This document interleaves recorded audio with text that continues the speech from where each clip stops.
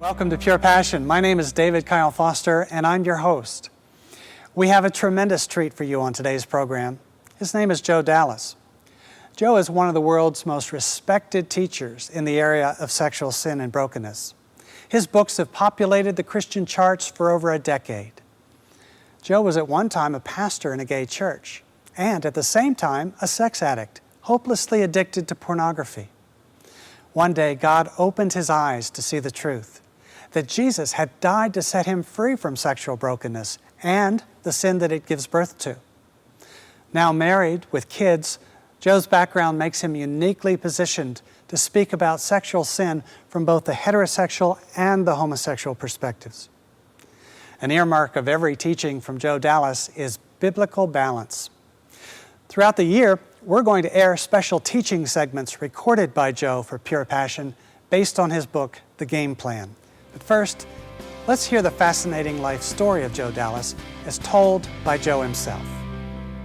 I was routinely molested sexually from the time I was 8 until I was 10 by a handful of men in my city who were pretty adept at gaining the trust of young boys and seducing them and then engaging them sexually in exchange for money, gifts, affection.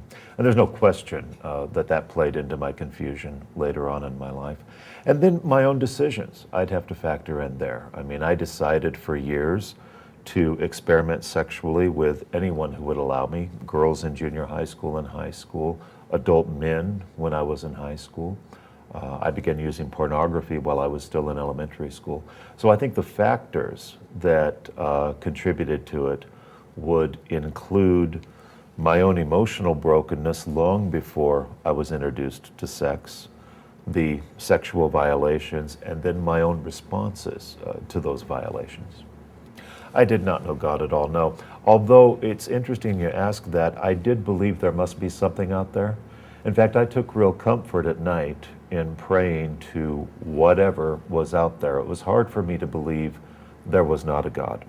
But by the time I was in junior high school, I knew that if there was a God, he couldn't possibly approve of the fact that I was already sexually promiscuous, that I spent a good deal of my time living in the netherworld of pornography and sexual fantasy, or that I was already using dope. And for those reasons, while I believed there must be a God, I also was afraid of facing God. I think if you ask anyone who has been either sexually molested or physically abused, they'll tell you that there are lies you begin to believe when that happens. You tend to believe that that is love, that what people want from you is either physical or sexual, that what matters the most in life is power, how to get it, how to keep it, that you don't have much to offer apart from that. And so when I would pray after having been molested, I thought that God probably was watching. I just didn't think he cared. And I was hoping if I could get his attention, maybe he would notice me and do something to either put me in a more loving environment or give me the strength to say no to this, or somehow race me through my childhood so I could skip the years until I was old enough to be on my own. In other words, I thought that God knew, I just didn't think it mattered to him. It didn't even occur to me to get angry at God until much later in life. I didn't believe as a child that I had the right to be angry at anyone. Most of the people in my life either bullied me or abused me or humiliated me. And when that's what you get from most of the people in your life, you learn what I call a conviction of non-entitlement. You believe that you're not entitled to be hurt. You're not entitled to be angry. And so I assumed that God was just one more of the many people who didn't much care what happened to Joe Dallas, and I assumed that that meant Joe Dallas wasn't of much value. If you really don't think you're of much value, you don't think you have a case against anybody. So it never occurred to me to be angry, only afraid. I remember the first time it happened, the man met me in the lobby of a theater in the downtown area, and he struck up a conversation with me, and won my trust and seemed to be a very nice, normal-looking man, by the way. And when he asked me if I needed to use the restroom and followed me, and I did not think anything wrong was about to happen, I noticed he was very nervous watching the other people in the restroom and waiting for them to leave. And when they finally did, he shoved me into a restroom stall and began to take me sexually. And when he did, I remembered thinking a variety of things.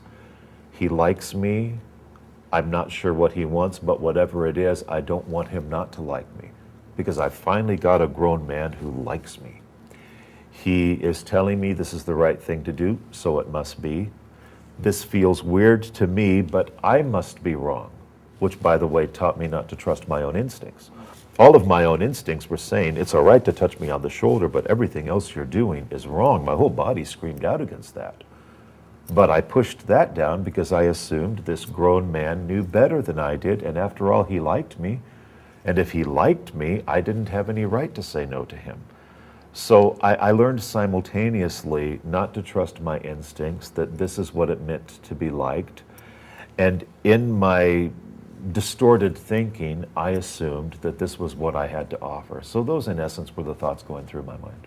My father was a very hardworking man, and my father seemed to feel from the time I was a boy that I was not what he wanted. Now, I never quite understood why or what I could have done, but from day one, I felt, whether correctly or incorrectly, that I was unacceptable to him. So I was very hungry for a man, a father figure, to bless me, affirm me, identify with me, welcome me into his manhood and his masculinity. And not getting that where I wanted it, I was willing to take it wherever I could get it. Well, that's where I got it, or at least what I thought was it. I think that I sensed more keenly a clear rejection from my father. I think I sensed from my mother exhaustion. I think she loved me. In fact, in retrospect, I'm convinced both my parents loved me very much. But at the time, there were things I needed from both of them that they didn't seem able or willing to supply. After the first encounter I had with this man who I met in the downtown area, he did introduce me to other men. There were other kids in my neighborhood who frequented the hotel that these guys owned, and they would show us pornography.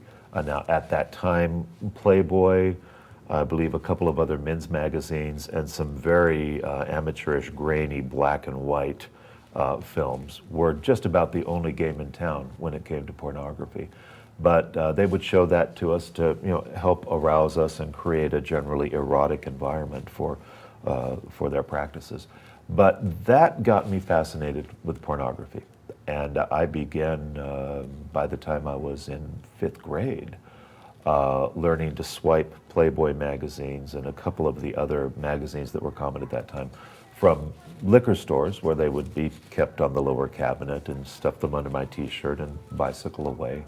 And then by the time I learned how to masturbate in about early 7th grade, I was routinely using pornography as a masturbation aid.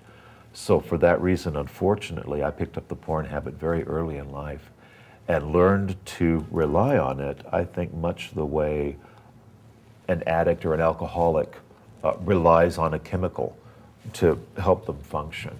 It wasn't uncommon for me to spend hours per week just fantasizing and losing myself in a world I would create just by looking at the pornographic images. And of course, that gave me a very distorted idea of what is supposed to happen between men and women, and what people are there for, and what love is about. Your passion that beats for Christ alone. Your passion. I would say, especially when I hit the junior high school age, I pretty much cut off any emotional connection with Dad. Now, the great irony of that, by that time, I think my dad was reaching out to me. I think he was concerned about me. He could see that I was withdrawn. He could see my grades going down. He could see that I sort of lived in my own world. And I know it bothered him. And I think he tried, in his own faltering way, to say, son, I care about you. I don't know where you are, and I'd like to know where you are. But I had already decided by then, this guy is hurtful, this guy is ignorant, this guy is a source of too much pain, he's not going to understand, I don't want to deal with him. So in essence, I gave my dad a death sentence. I basically said, off with your head. And from then until my adulthood, I emotionally was completely disconnected from him. I was born again when I was 16. I heard the gospel. I was dating a girl who I was pretty crazy about, and she was chaste, which fascinated me because this was the early 70s. It was the height of the sexual revolution. Everybody was doing it. But she was different, and the difference was very clear. She took me to a church with her. I heard the gospel, went under conviction. For about 3 months, I wrestled with God until finally I said yes and was born again, very quietly on my own. I got into fellowship, started reading the Word, started growing to an extent, and those first few years were wonderful.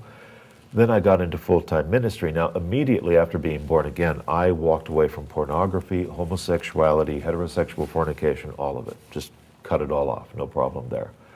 Still lusted and fantasized, occasionally masturbated, but by and large, all the acting out, the overt stuff, I walked away from immediately. But I did think that having been born again, I should reach a point where I could never be tempted again. Now, nobody ever overtly told me that, but I thought it was true nonetheless. And you know, at that time, oddly enough, even though America was in the midst of a blatant casting off of sexual restraint, in the church, sex was still largely unaddressed. When I went to church, I heard testimonies about everything, but I never heard testimonies about anyone delivered from fornication, pornography, or homosexuality. So I assumed I was the only one who had ever struggled with those things, and I sure wasn't going to be the only freak in the congregation, so I kept that to myself. And it built and it built. I would not deal with it when I would lust or fantasize until finally, after 7 years as a Christian, when I was 23 years old, I walked into an adult bookstore, curious about hardcore pornography. And that set into motion a level of lasciviousness that I had never engaged in before. I began using hookers. I had an affair with a married woman and terminated in a pregnancy that terminated in an abortion. Met the owner of a gay bar, got into a relationship with him for about a year. And after that, heard about a church where you could be both gay and Christian. And I thought, now that's the answer, because I had been so raunchy for the past year or so that I thought, gee, I can't live this way, but I wasn't quite ready to give up my own kind of sex either. And so when I heard you could have it both ways, I thought, that's it, perfect. And so I joined the gay church, the Metropolitan Community Church. And I was with them for about 4 to 5 years, even served on staff with them for a time. But all the time there was a nagging voice saying, you're kidding yourself. And I would shove that down and do what I wanted to do until finally in January of 1984, God, I think very quietly, was convicting me and drawing me back because I was so hungry and restless. I mean, there was no big catastrophe going on in my life, but I was very dissatisfied. And I wasn't sure what for, because my life was going reasonably well, decent job, circle of friends, social life, what have you, but was very hungry for the fellowship with God that I had had, until I finally realized, even if God has not cast me off, even if this isn't going to send me to hell, I don't have the intimacy with Him I used to have, and I want that back. And that's when I repented. I believe the primary deception of the gay church is one of entitlement. If something feels natural to you, you're entitled to it. Your satisfaction, your gratification is what counts the most. In fact, I'd have to say this respectfully but clearly, so far the testimonies I have heard from people who call themselves gay Christians are based largely on a celebration of self-acceptance rather than discipleship. And I think that's the primary deception, is that the most important thing in life is for you to accept yourself just as you are, and then feel comfortable just as you are, and then slap a Christian label on that and say you are a follower of Jesus Christ because you think He's wonderful, you love Him, and in some ways you obey Him, but the acceptance of your sexuality was the real turning point in your life. To my thinking, that's anything but a biblical concept. A large part of the biblical concept of following Christ is dying, after all.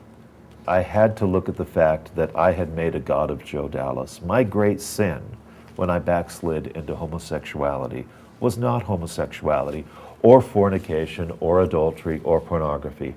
Those were symptomatic of a greater sin. I had said, in essence, I matter more than God. My satisfaction, my feelings, my gratification means more to me than breaking the heart of God by my behavior. It was idolatry. And out of that idolatry, all sorts of uncleanness sprang out, both sexual uncleanness and moral uncleanness of many types. Pure passion that beats for Christ alone. Pure passion. Pure passion. Over the next few programs, I'm going to be talking about the issue of what does it look like to be healed from homosexual confusion. I've been on many a talk show where a gay activist will say to me, "Are you still tempted to commit a homosexual act from time to time?" And when I say yes, they'll say, "See, you're not healed." But their criteria for what healing is corrupt. For example, I used to smoke cigarettes, and I smoked cigarettes for a good 10 to 15 years. But I quit when I was in my 20s, and that's been 25 years ago. I quit. But you know what? I was tempted to smoke the other day, but I didn't. According to the criteria of the gay activist, because I was tempted, I would still have to call myself a smoker, even though I haven't smoked in 25 years. You see how ludicrous their thinking is? Just because you're tempted to do something doesn't mean that's who you are. Your temptations do not define you. So let me talk at length now about what it really looks like to be healed of homosexual confusion. First, if Spirit-led healing is occurring, over time you will see primary shifts in your behavior, in your identity, in your fantasy life, and in your attractions. Primary shifts. You see, the Holy Spirit is God. If you have given Him permission to be the Lord of your life, He will do exactly that. That means when you pursue sin, He will bring conviction and correction. And when sin pursues you, if you turn to God instead of trying to fight it out on your own, God will deliver you from that temptation. And He will give the exact amount of power that you need and that you believe Him for to resist the temptation. When temptations come, the person who is well on the way to healing and transformation will consistently and quickly put them away. That's what healing looks like. Notice I didn't say if the temptations come. I said when the temptations come. You see, you will always have memories of past pleasures, no matter what your sin has been. Old mental videotapes of events that have brought great excitement and thrills in the past. The difference in a healed person is that they have had such a change of heart and have acquired such a level of discipline that such temptations are consistently rejected upon arrival. They don't give in to them anymore. They don't give them any time. They don't give them any consideration. In their mind and heart, that sin is no longer an option. Additionally, when temptations come, they effectively and they efficiently turn the battle over to God on a consistent basis, rather than trying to fight it out on their own. A healed person has learned to let God fight their battles for them. Long past are the self-righteous attempts to prove oneself holy and above sin. Dead and buried is the idea that we became self-contained, self-made entities of holiness. This person has learned that power over sin only comes from the throne of God, and it must be sought immediately and relied upon completely when being tempted. Pure passion that beats for Christ alone. Pure passion, nothing less I will offer you. Hi, I'm Cy. I'm here with another question and sharing some thoughts about that with you today. Question that's come in: is emotional dependency on the same sex considered homosexuality? I suppose it depends. So without knowing more details, I guess I'd summarize it like this. Emotional dependency is simply a condition where we look to another person to be the source of our value and security. All of us are born dependent. All of us need big investments from others over a course of years to grow up feeling that we are valued and to learn life skills to navigate in our world. A lot of people don't get their cup topped up, and they are hungry to feel valued. Just because you're attracted to the same sex in that way doesn't necessarily equal homosexuality, so don't draw that mistaken conclusion. Certainly, however, it is true that emotional dependency can affect relationship and become unhealthy when you become really overly clingy and looking to one other person to be everything you need, like a kind of personal security blanket. I would encourage you to realize if that sounds like you, you're not bad, God's certainly not mad, but you're not doing yourself any favors when you look to one other human to be all that you need, because really no one other human can give you all that you need. That's why finally, as we learn to grow up, we learn to look beyond frail, limited mortals, and we realize that they can't live up to all of our expectations all the time. And even when we have a wonderful friend or spouse or counselor, our time with them and our lives, in fact, on earth are quite temporary and limited. And looking beyond them to God, He's the eternal constant. People come and go. Friends fail our expectations. Even spouses sometimes leave us. But there is a God who never will, as we look to Him as the truest source for that bread that feeds the hunger in our soul to feel loved and valued. Sometimes dependencies occur spouse to spouse, or parent to child, or even friend to friend. It's understandable that we look to those around us as a tangible form of security and support. And indeed, God will sometimes put His skin on and love us through other people, but as a support and not the source. I've had to experience that in my own journey, where I used to look to other people that if I could just find that one special person, all my deepest inner appetites and needs would be satisfied. But I've been mistaken about that, and often would even alienate people as I overattach and begin to cling in ways that really weren't healthy. But you know, as I began to look beyond the horizontal relationships with others, I began to look beyond them and look up toward God, I found that even though I can't quite touch Him tangibly, He could become tangible in the way that He would affect me and love me, and He would love me through other people, and putting their skin on, I wouldn't look to one person, but a whole variety of ingredients to satisfy that hunger in my soul. So if you find yourself looking to others, sure, in times of need, we need others to support us, but ultimately they're not the source. We need to look beyond them to the true God who is eternal and constant, becoming the real bread that feeds your need. Those are my thoughts about that. It certainly is true that no one has the corner of the market of God's love and His attention. If God was interested in interrupting my life, He is interested in interrupting anybody's life, and very concerned. So I think the next step to take is to ask Him to give you the ability to believe, to grasp His concern and His love for you. To ask Him to give you a vision of your life that He has. To ask Him to give you His dissatisfaction with your life and His care that your life become what He means it to be. I think that's a great place to start. Perhaps you've been struggling with homosexuality and would like to find the healing and transformation that Joe has found. You can, you know. God wants to set you free as well. He also wants to bring others around you who can show you how to find the healing that you've needed for your sexual identity. Some of you may have struggled with addictions of the heterosexual kind. Perhaps porn has been your God, and you want out. You've made a Faustian deal, and you want Jesus to destroy that contract through His sacrifice for your sins. He can, you know, and He will if you will simply turn to Him and ask Him.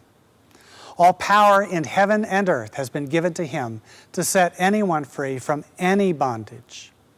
Offer Him your life and ask Him to be your Lord. Ask Him to tear down the idols that have ruled you and to be your only Lord and God.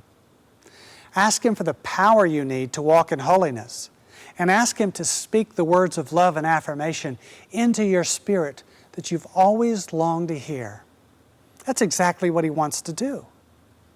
Make these commitments today, beloved, and find the peace, freedom, and satisfaction that only Christ can bring. I'll be looking forward to reading your testimonies on our website. Just go to purepassion.us. Until next week, I'm David Kyle Foster for Pure Passion, wishing you God's very best.